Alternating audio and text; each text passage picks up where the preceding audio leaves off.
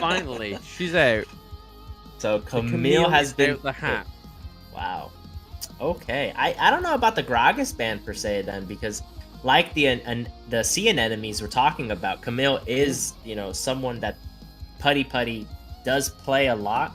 So you know, it's gonna be a problem. Like I said in the last match, the solo laners, I mean, it's general, but they have to be able to survive on themselves. Hey!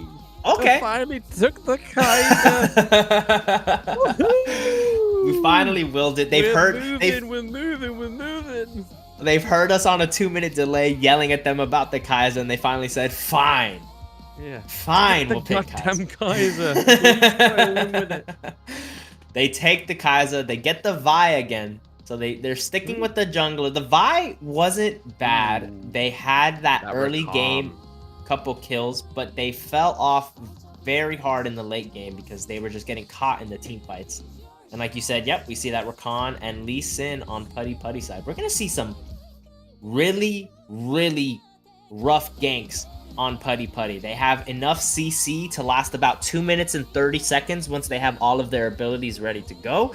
So I'd be afraid. You gotta do the 5 Ds: dip, duck, dive, dash, and dab. Dab. And dab through the new one. All of the CC you're about to see. One. Literally. But yeah, I mean, the synergy from the Camille and the Rakan is going to be massive, especially with Grand Entrance and Hextech Ultimatum as well. Cashing out the Kaiser is more likely going to be the case for this Camille. She, by nature, tracks down these naughty people that defy the law, and so she's going to do it to the Kaiser, I believe. But it's all down to this Alistair to bump the Camille away, just like the Taxman. Bump him away. We see the Jax get banned, the Rakan get banned in the Baron lane as well, and then we see the Zyra and the Varus get banned. So there's a little bit of difference here for which ADC to go for. I'm very surprised they didn't go for the Corki on the side of Puddi, as we normally see them do, but they've gone for the Zeri. But the mid lane is still all open for them to take. Zeri is a pretty good pick. She can shred through Alistar decently well. Nothing crazy like Corki could have. Corki's armor penetration is, it's crazy. So, you know, Corki definitely probably would have been a better pick, but, you know, I mean, I'm not going to sit here and make fun of Puddi like they haven't been undefeated this entire tournament. They know what they're doing. They're better than me. So, I mean, at the end of the day, I'm sure the Zeri is going to be able to do something. Anything. And then we got the Ezreal pick from Ramita yet again. You know, we saw it the first game. They went 0-6, but they did the most damage. They just get caught out a lot, and I don't know. They might get caught out a lot this game too. You have Rakan, you have Lee Sin, you have Camille, you have even Yasuo. These 4 characters alone can catch someone, and combined together, that's a SWAT team. That is the CIA. That is who's James Bond? Who does he work for? I don't know. They are yes 007, but they're just basically a crazy group of people that will catch you and arrest you and then kill you. So, you know, don't die, Ezreal. I believe in you. Yeah, I believe. That's all you gotta do, is just don't die. Just don't die. I'm still waiting for the Yasuo and Lee Sin to swap around. I don't think that's gonna be a Lee Sin in the mid lane. I think that will later on swap around. Especially with the help of the Wind Wall from Yasuo would be a bigger counter for Ezreal here, especially with his ultimates for the wave clear. But it looks like Yasuo is potentially staying in the jungle. Is it? I don't know how. No. No, I'm gonna say just for some reason it's there. So starting is actually gonna be playing jungle, and Mali is gonna be in the mid lane. People wanted me to say that, so there we go. There's the uwu. You put. You are dedicated. I appreciate you. I was dedicated to that uwu. I put my full energy. I'm going to pass out now because it's too late. But yeah, the set into the Baron lane against Camille, really interesting. We haven't seen a set all day. Vi coming out once again, and then obviously we're getting the Lee Sin in the jungle against Vi. The Yasuo in the mid lane against the Ezreal, which I can see being quite huge unless the Ezreal gets a fast lead in that laning phase. But yeah, with the Rakan knock-up as well, that's going to very much enable the Yasuo as well in these team fights or in these ganks. So yeah, I definitely like this set pick. Counter. I like this set pick. It's you want that early game dominance because there's the battle of the CC going on right here. Alistar tanking because, well, that's what he does. Kai'Sa getting some little pokes going, and that's very good because Alistar can heal both him and Kai'Sa, but Rakan and Zeri, it's just a shield, really. So if you can poke them through the shield, you're winning. That's all you have to do. So APHRO with the decent start. Again, but you know, Puddi, they are very, very good at farming. We noticed last game they were down in the kills, but they kept up in the gold because they're good at that. That is what they do. Set with a little bit of damage, trying to go for a little haymaker combo. Let's see, it's gonna be slow. Ooh, nice poke by Zeri just to do a little bit of damage. Any bit of damage matters. Keep them on their toes, their tippy toes. And tippy toes. Yeah, tippy toes. This Yasuo mid is probably gonna be very good against Ezreal once he gets his wind wall up. He can't do too much damage. He can farm freely. A little flash and a charm by Rakan. Zeri's range, she reaches across the map to shoot you in the face with little nerf bullets that hurt. And it's enough. Kai'Sa's very, very low. Lee Sin's looking for something. Nice here as well. Alistar catching that Rakan, forcing him to flash out of there, taking too much damage. Oh no, the charm by Rakan. Is he going to go down? 1 health. We got the Ezreal rotating. There's the first blood, but they're going to come back on their own. Alistar goes down. Yasuo following suit. I don't know. There's not much I can do. It's a 2v2. 2 people died on both sides. Nice little smite by the Vi to get some health back. Yeah, but she can't hop over the wall. She's stuck. Unfortunate. She's stuck as a duck in the muck. But that was pretty good for APHRO to completely negate that. Well, not completely negate it. Obviously, ended in a 2-2 trade, but to negate they got that first dive blood. completely against all odds in their favor was huge for them to bring that back a little bit. There's a little bit of copium going on in Blam's voice here for APHRO. I feel like they can do it. I feel like they need to do it. We just want to make sure that Mali does not get caught out here by the Vi because she is here, there, everywhere. You mean Mali Uwu? Uwu, right? Mali. That Mali. We gotta say their full names. We have to be respectable. All right. So you can't get mad at us, production. We are saying their full name. It is just part of the game. That's all. Yeah. Alright, we're seeing another gank. Lee Sin has not learned his lesson, but you know what? It works out. They get the Alistar. They go down. And, I mean, yeah. That's all that I can say. Kai'Sa, by herself, she's going to have to Q and pew and survive. Look at this Yasuo catching this Ezreal on the rotation. Calling out to his team, hey, Ezreal's coming. And also, he's a little hurt. That's all. But he's coming. And they back off. They get some armor. They get some gold. And that's all there is to it. Yasuo with the commanding 400 gold lead on Ezreal within 3 minutes. Nothing crazy like the other games. But yeah, no, I feel like Ezreal with his his pajama party like skin. I feel like he'll have some bells on there, so they'll hear him before they see him. You know what I mean? Same with the Alistair. They'll hear his bells. They'll hear Ezreal's bells. They'll know he's coming.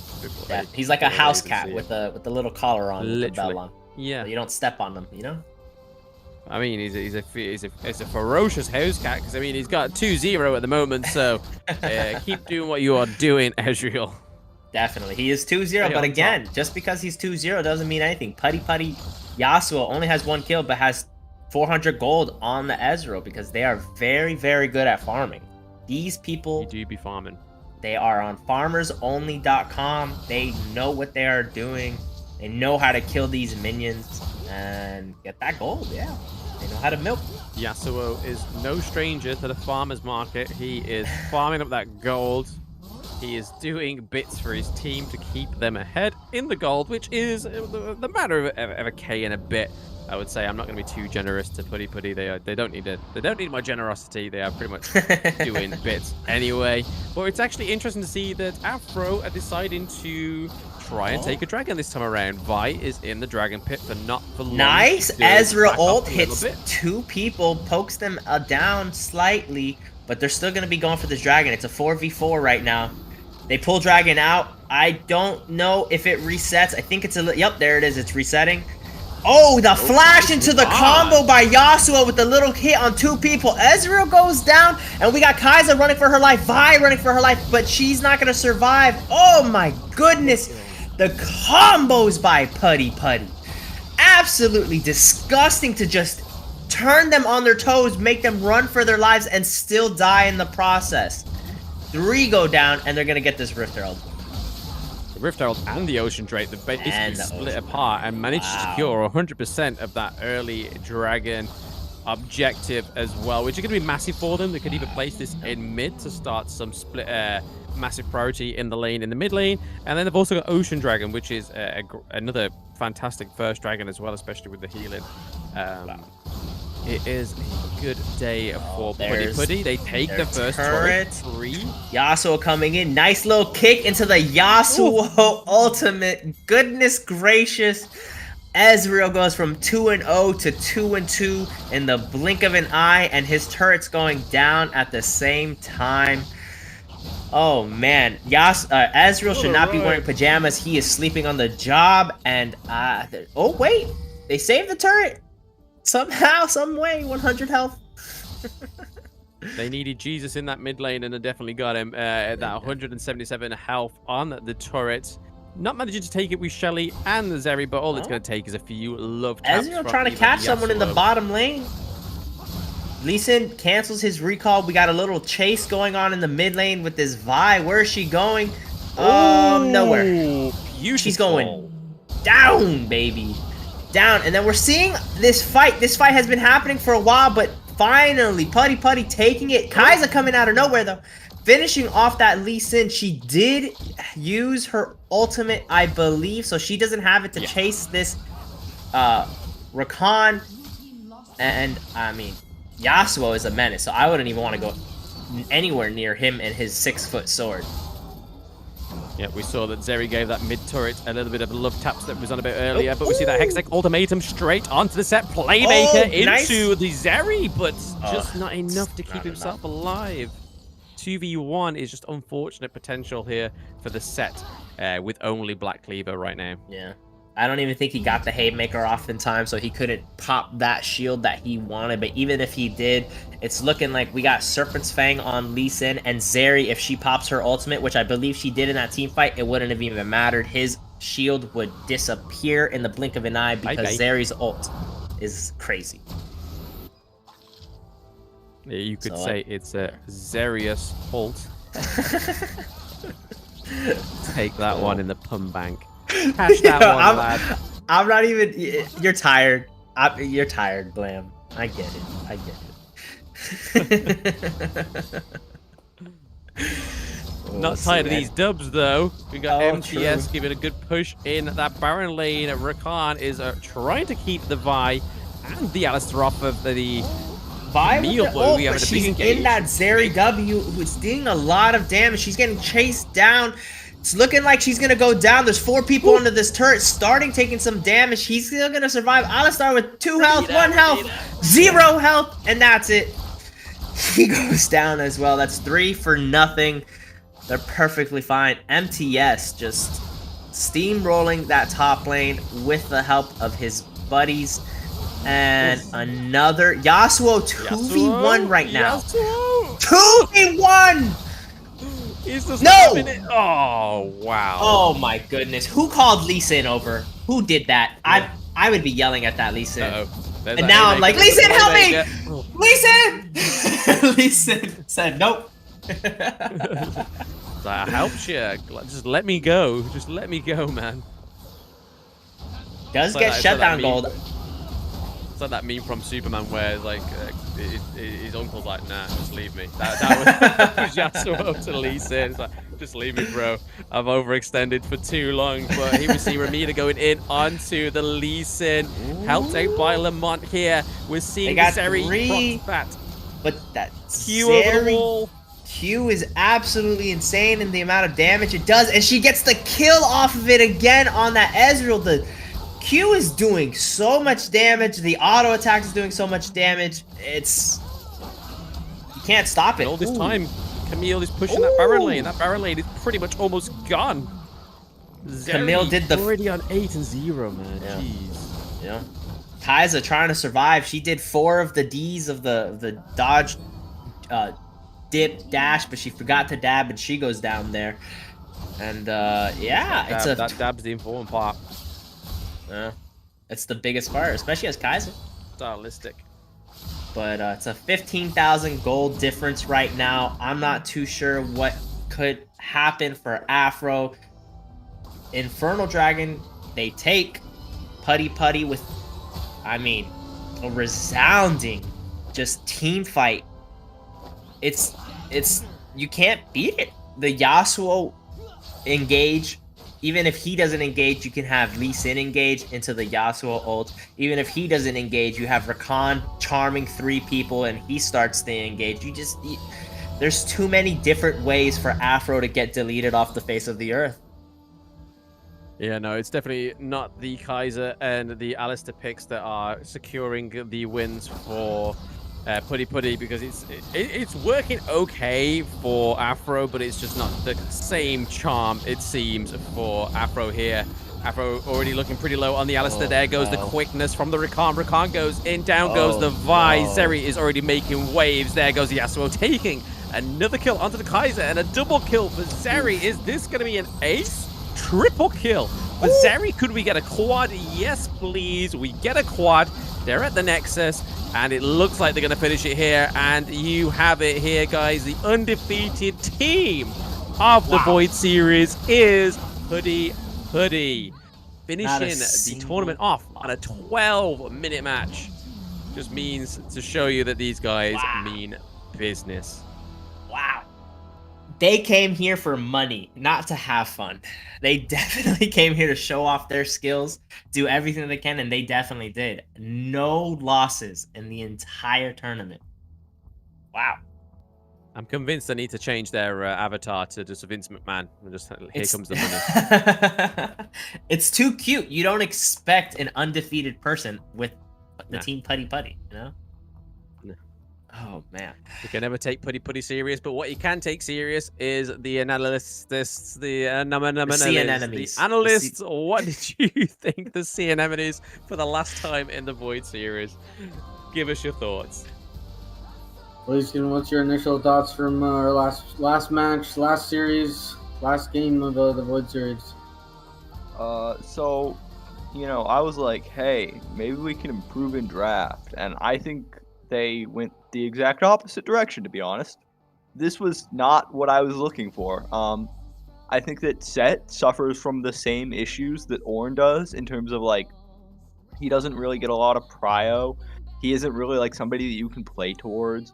And, like, Set against Camille is just probably one of the worst matchups that you could ever ask for, because Camille does a ton of true damage, and Set is super reliant on getting his shield. And so I was like, okay, well, you know, we'll go look at the jungle, and it's like, okay, Vi, you're probably doing pretty good against Lee Sin. And then you look at the mid lane, and it's like, Yasuo, one of the premier mid laners into the double ADC comp, versus a double ADC comp. It's like, okay, this is not what I'm looking for. Like, the bot lane, I think it's fine, but I think that it's just like, this just isn't it for if you're trying to beat, like, a good team.